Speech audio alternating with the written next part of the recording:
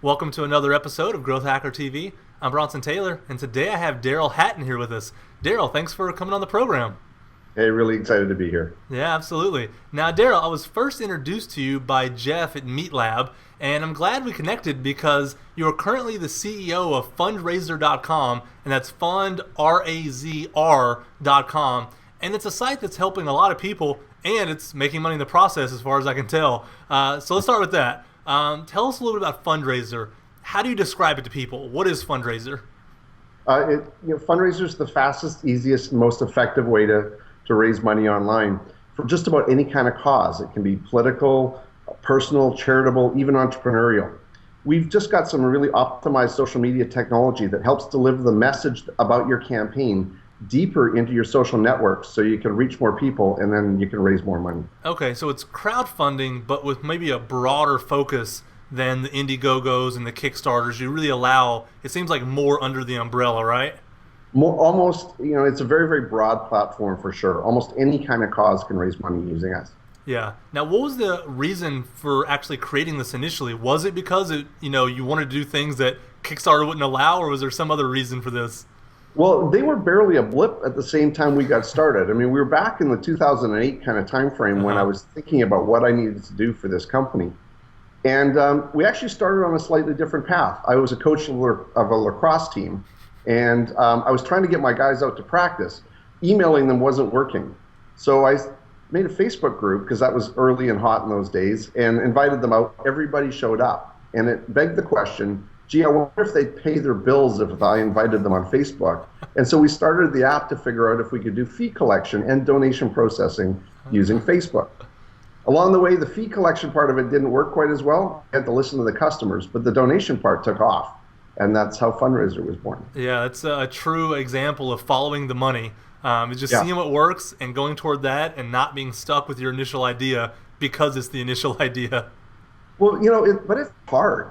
Giving up on that initial idea is really hard. That's the baby you're trying to build, and you got to, sometimes let it die and go off and do the thing that you should do. Yeah. And hopefully that makes you feel good too. But no, the way I've started to think about it is my baby is a successful business. What happens in that successful business is different. It changes, it grows, it morphs, but my baby is the business itself. And with that kind of outlook, you allow things to be more fluid under that umbrella.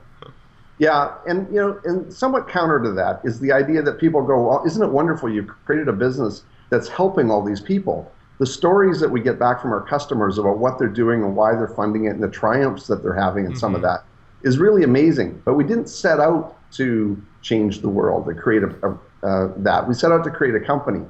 But I have to tell you, it's really addictive when you get a company that's doing good work and making money and a good business and that kind of thing. Yeah. So the cause of it, I would be a lot more reluctant to give up on the cause part of it than I would have been when I first started out. Yeah, that's awesome. Well, tell us about some of the kind of success stories that have come through the Fundraiser site, because I was looking on the homepage, and there's some really inspiring stuff on there that's currently happening. I can only imagine what's been happening in the last few years. So what are some of your favorite stories there?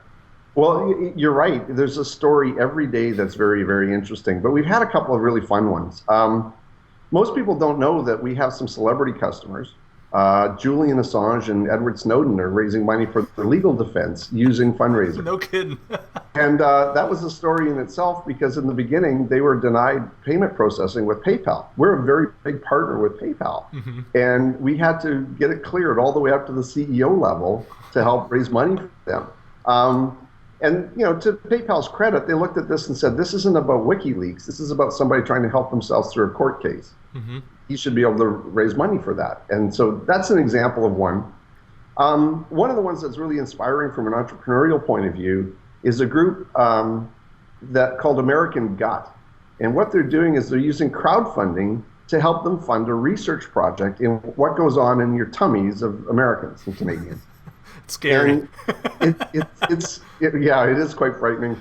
But the research is showing, the data that's showing, is that what's in your gut is more important than your genomics in determining your health. But they've used us to raise about $500,000 for their project right now, and have combined the funding element of it with the get the product element, with the find the customers to do the research element, really kind of interesting blend of this kind of technology. Yeah. I think it's a good example that we're kind of at the Cambrian explosion level of different use cases for crowdfunding. It's not just about very simple causes or getting your entrepreneurial project done now. It's got a whole bigger impact that we hadn't anticipated. Yeah. Well, I have to respect an answer that throws in Cambrian explosion as one of the examples as a metaphor. So let's talk about the growth of Fundraiser a little bit. What are some of the stats that you can disclose to just give us an idea of kind of where you started and where you are now and what the growth rate's really been like for you guys? Yeah, the growth in the beginning was pretty slow. It was quite challenging. And I think one of the reasons was we weren't exactly clear what was working for the customers and why. And part of the reason for that, and it's something we've learned along the way, is that the platform's broad. We can raise money for almost any kind of cause. The customers all have very different needs. And we were trying to do what Dan Martell called, FOMA, afraid of missing out. And so we were worried that abandoning any one section of that market would be a difficult thing.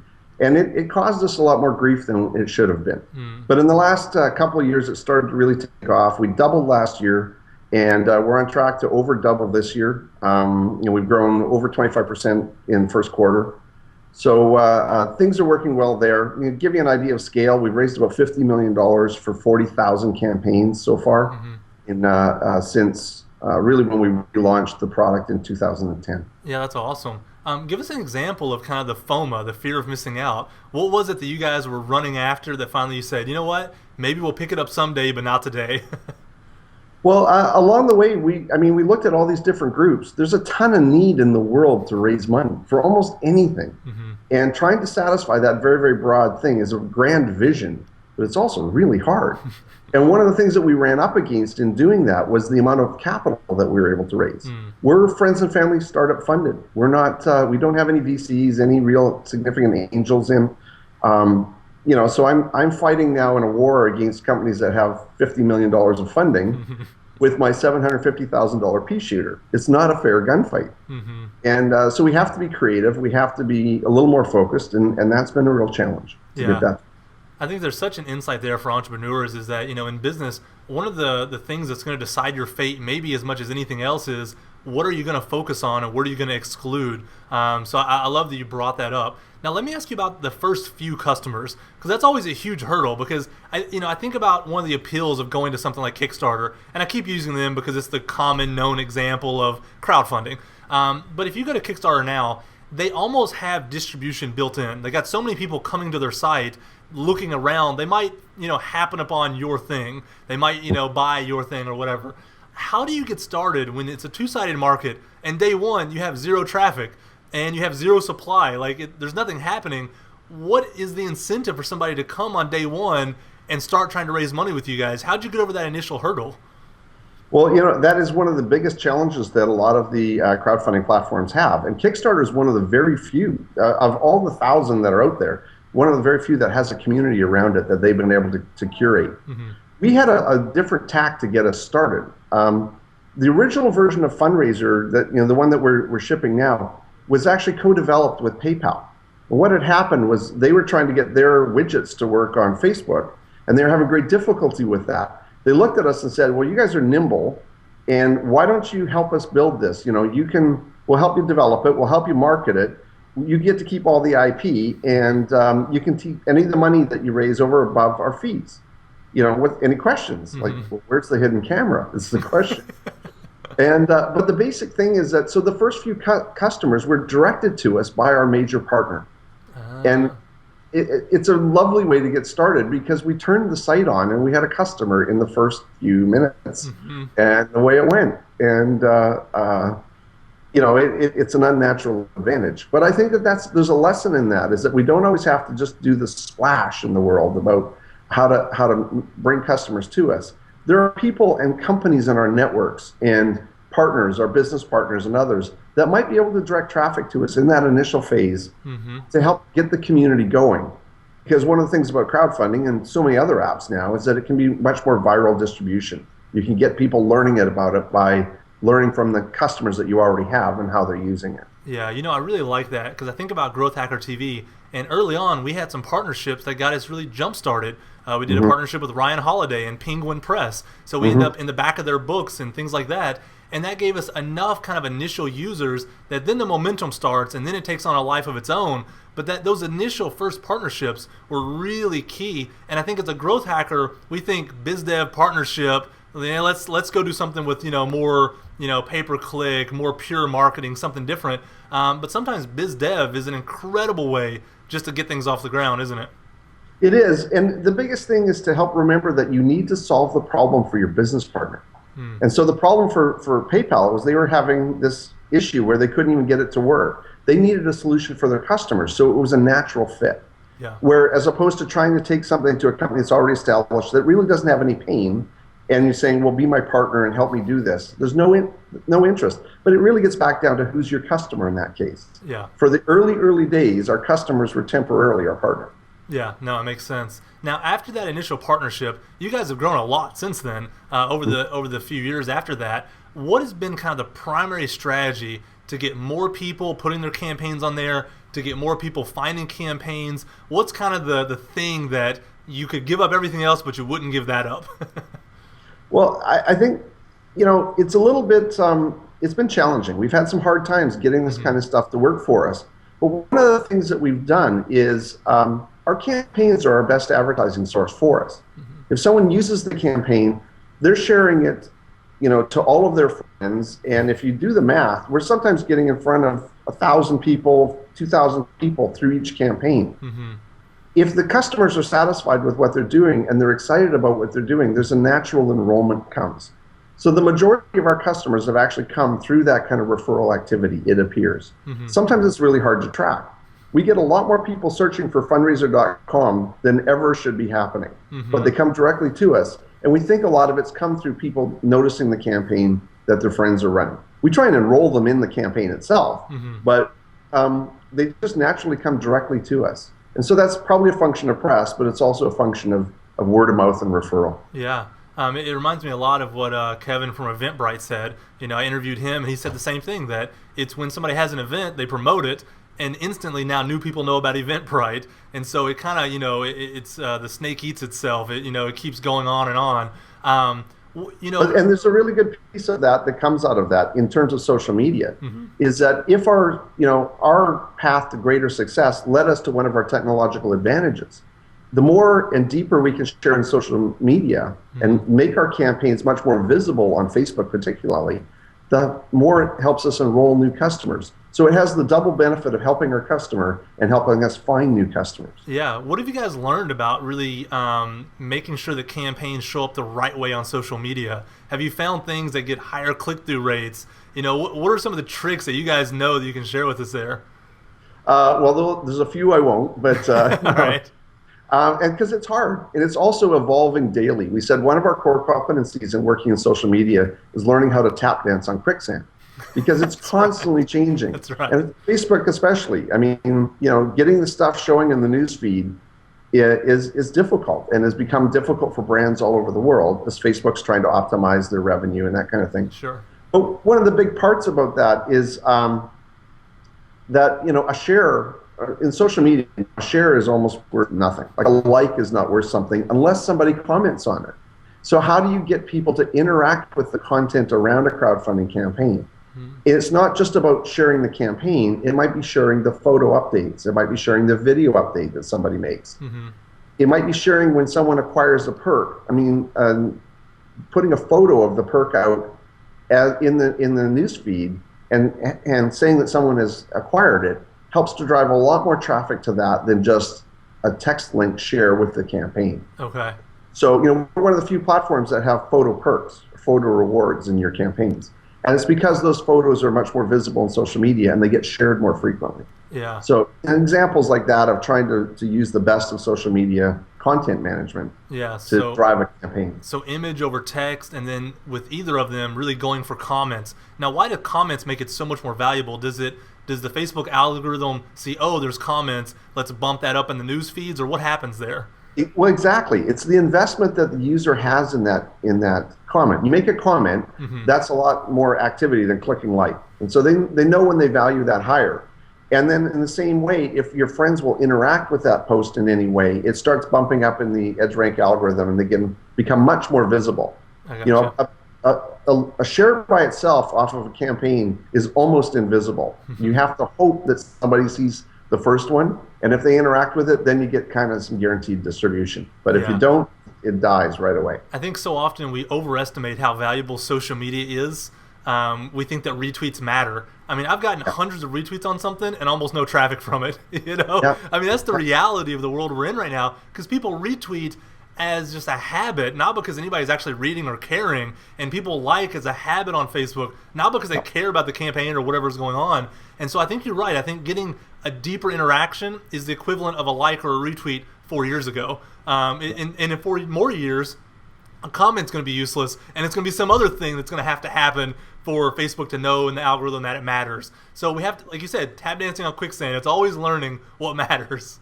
Yeah, it is. And, I guess that's part of a thing for an entrepreneur is to remember that everything you do, if you're in a fast-growing industry because you like the opportunity, the downside of that is it's a fast-growing industry that'll grow away from you unless you keep on it. Mm-hmm. You have to constantly be innovating, constantly paying attention to that, all the changing influences in there, and how it influence your strategy. Yeah. Because so many companies have gone off a cliff because they didn't see the curve, and that's happening a lot. It makes me think about the philosopher that said the only constant is change, and if you don't really live that, you do not have a chance of competing in the world of technology. I mean, things are moving so fast; it's unbelievable. Well, it's a really good point for an entrepreneur, not only to be able to kind of adapt to it, but to revel in it.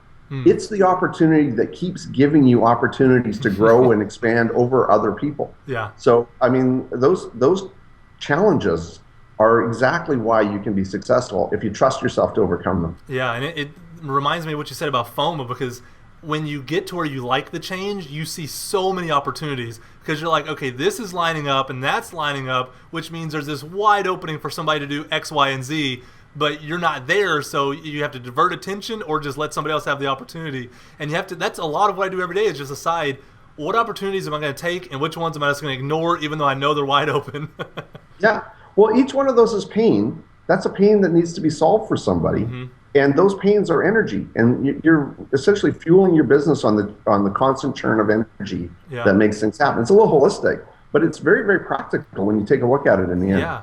I was thinking about this the other day, and the thought's not fully formed yet, but I think there's something magical about when everyone's connected and the systems that connect them are chaotic and there's a lot of inefficiencies. It means there's just wide openings to make a lot of money, to make a lot of impact, to make a lot of noise. It's unusual. I mean, you think 500 years ago, no one's connected, and there's not that many inefficiencies. So there's not these opportunities to go from 0 to 1,000,000 anything in any realistic, a number of time. So we live in an age right now that is completely unique in what it can do for entrepreneurs, I think. Yeah, absolutely. It has never been a better time to start a company or find ways to express your creativity in helping other people with a problem, and money squeezes out. It's a beautiful thing. It's amazing. So you mentioned a few times how hard the road has been. There's definitely that underlying theme that this has not been easy. It looks like you've had to run through a few of the brick walls that are behind you there. What have been some of the obstacles? What are some of the things that you were trying to grow and this was in the way that you really had to work through or figure out or give up on or something? One of the things early is I'm a multiple entrepreneur. I've done it a couple of times. My last company was quite successful. And I thought that would help me raising money this time around. Mm-hmm. And so in, kind of 2009, was hitting the road, thought, here's the story. We're in this market. It's going to be amazing. Nobody could spell crowdfunding at the time. And we just could see that it was going to be a huge market. And I threw myself at the problem for over a year and couldn't raise almost anything from any serious money. Mm-hmm. Friends and family got a bunch in that way, and that worked out because they'd seen my track record from before. But so we got to a point where we had to say, okay, stop trying to raise money. We know there's customers there. We know there's a revenue model that works as soon as you turn it on. Mm-hmm. Every customer gives you money almost instantly. It just, in little bits, you just have to, get a lot of them going.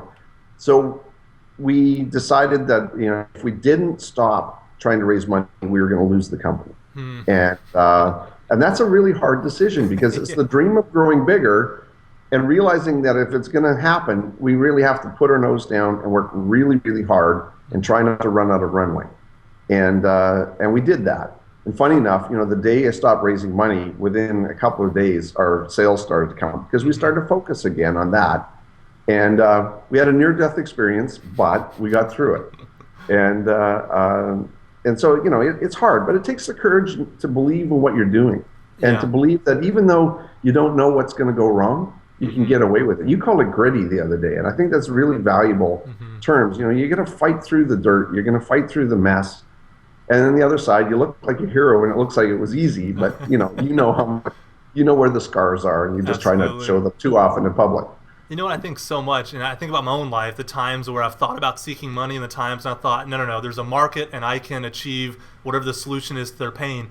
Whenever I thought about raising money, it was always because I didn't believe in myself quite as much as I would have if I just went after it. The times where I know there's a wide opening, I just go after it. I don't wait for anybody's permission. I don't wait for the go-ahead. I don't need a rubber stamp. I need no bureaucracy. I just go and make money. The times that I'm asking permission means something's wrong usually internally with me and the opportunity. So I think it's just something to kind of reflect on. Not that every time people raise money that it means they don't believe in it, because that's not what I'm saying. But for me, there was something there, and it's worth thinking about at least, because if you really believe in it, just do it, and you'll end up finding a way to make enough money to bankroll yourself and get the cash flow working so you can keep going forward. And the end result is a freedom that's hard to imagine. That's right. Right? I love the freedom I have. you're driving along, and just let's go here, and you can do it because you're not having to get as many. You don't have to get the permission again and again and again. One of the things I've learned about myself is I value freedom more than anything. And so I've started making decisions, as an adult now, where I optimize for freedom, not for other things that some entrepreneurs are optimizing for. And so I have so much freedom that I get to do the things I want to do when I want to do them most of the time, and I wouldn't give it up for anything. So it's awesome. Now let me ask you about this. The parent company of Fundraiser is actually Connection Point Systems. And Connection Point System, it seems to be more of kind of a social commerce engine, and Fundraiser is just an instance of that engine. Is that the right way to kind of view your company right now? It's very great analysis of it, because we don't communicate that story very well out there, unfortunately. It took me a while researching to figure that out. Well, you've done a great job, because the essence of it is that crowdfunding is an essence of social commerce. It's a way of moving money around with social media and that kind of thing. And just like I said earlier, that there's this huge explosion of use cases, we see that use case. So we said Fundraiser was one of our brands, and we had Connection Point as the company so that we could have other brands. An example is, being able to go in and turn this into collaborative commerce, where people are using crowdfunding technology to buy things together. And so there'll be a brand for that. And we've found a way to take crowdfunding and move it from the basics of running a site right now into a platform similar to a platform where we can deliver crowdfunding as a service to other types of communities and customers. Okay. We have big enterprises and other big nonprofits and things like that. Kind of plug and play. They take your technology and use it in their world, in their systems, on their sites, whatever. Yeah, more than even just putting a widget on the site, it's kind of a little bit like PayPal. You wouldn't go and white label PayPal to try and put it on your site, because it brings a community of users already that they do fraud checking for you, they do all the technical integration, all the banking laws, all that kind of stuff. Gotcha. Crowdfunding's got a bunch of that complexity under it. So we're making crowdfunding as a service in the same way. You can plug it into your site and deliver that to your community of users, and focus on what you do well, whatever your business is, and not the mechanics of crowdfunding. Would Stripe be kind of a good analogy for that? I think about Stripe, how they're kind of, it's not white labeled, but they're doing a lot behind the scenes that you need them to do with fraud and other stuff. Exactly, and that's the kind of thing that we're doing as well. And there's a lot more to that than people might first see. A lot of the time it looks like crowdfunding is a pretty looking website. And it's a little, we use a joke against somebody in media right now, which I won't put on television, but you can't have a pretty face. You actually have to have some intelligence behind there. And there's a lot of hard work to making that work. And that's why you see a lot of sites up there that have 5 campaigns on them, which is about what they can get with the first set of press releases locally. And then they die because there's nothing else to go there. Yeah. There's a lot of requirement for that. So it's been an interesting layering on the company, and a little harder to pull off as well. But again, it gives us that flexibility of going over a much broader customer base with the same technology. Yeah. How important do you think it is to have this big picture strategy that really goes beyond the instance of what you're working on? Now, obviously, you're focused. You know, the FOMA, you'll die if you try to do everything at once, that whole thing. But how important is it to know in the back of your mind that's where the road's going eventually if we can get there? You know, I think I'm a little torn on that. I think at the beginning, focus on making that successful in the smaller focused area that you're looking for. And when you've got that working, look at where it can expand to. I think sometimes the grand visions, you know, we get to see the great sunset, but don't realize the chasm that's between us and that. And, you know, and if you're paying a little more attention along the way, you'll get there. But you just have to work out a few things first. So I think the vision is good, but I think start with solve the practical problem in front of you, and then your dream will come out of that. Yeah. It seems like there's almost, you want to avoid both extremes, because you meet some entrepreneurs, they have this huge vision of world-changing dominance, and they can't make $10 online today with any aspect of it. And it's like, okay, that is not going to happen. You're not going to get from A to B when there's that much of a chasm. At the same time, you see people that are so focused on the instance, they don't realize the engine behind it is pretty amazing and can be used in a lot of other verticals for a lot of other reasons. So it seems like there's a balance there. And you have to, I've thought about this and I've heard this said before, that entrepreneurs have to think at multiple levels kind of all day long. They're thinking big picture, then medium picture, then detail oriented. Then they're back to big picture, and that's all before lunchtime. Other people get to focus on just big or just small. The startup founder, they're kind of all over the map in terms of scope and scale and knowing when to think about what and why to make the whole thing actually work long term. Do you agree with that? Yeah, and you have to pull it all together. Like, it's one thing to think about all those things, but they have to relate. And the relationship part of it, you know, grand vision for how I'm going to empower changing the way we fund things in the world, and getting the practical details of getting that worked out. There's a lot of stitching that needs to do to sew those together. So yeah, it's like you're focused on, this engine that can be social commerce for everything, but now you got to figure out how to make somebody comment on a Facebook post. All at the same time, right? Yeah, or optimize the payment flow so they don't bail on it on a mobile device all the time. Yeah, no, that's awesome. Well, this has been a great interview. We got to cover some really interesting things about fundraiser and what you've done to grow it, and just kind of some of your insights there. And I like how transparent you've been. You were honest that it's been hard and you've been at it for a while, but the numbers you have are impressive now. I mean, like you said, that gut thing that's on there right now, what's going on inside my gut. I mean, what do you say, $500,000 has been raised on that? They've raised that's incredible for one campaign.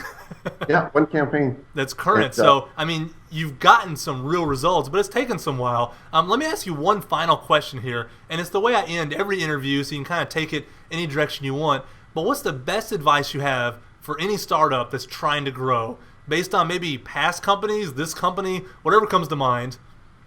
It's interesting. One of the things I'm starting to learn in this version of the company is how much sharing what I know and not worrying about who I share it or how I share it or whatever is one of the most valuable things I've been doing. I'm now helping multiple startups who are helping me learn what I need to learn about my business, because we share what's going on, and especially the things that aren't working. There's the facade that we all know what we're doing. We know nothing. I mean, we say things like we're trying to avoid making 5 major mistakes a day and things like that. And the only way to do that is to have information. So I've learned that if I share right from the day I got started, I'm richer for it and my company is more successful for it. And so I'm trying to encourage a community of startups to help each other in that way. It sounds kumbaya, but darn it works. So, that's one of the best things I could encourage someone to do is to give back in that way. Well, that's awesome advice to end on. Daryl, thank you so much for coming on Growth Hacker TV. It's been a pleasure. Thanks so much. Great conversation.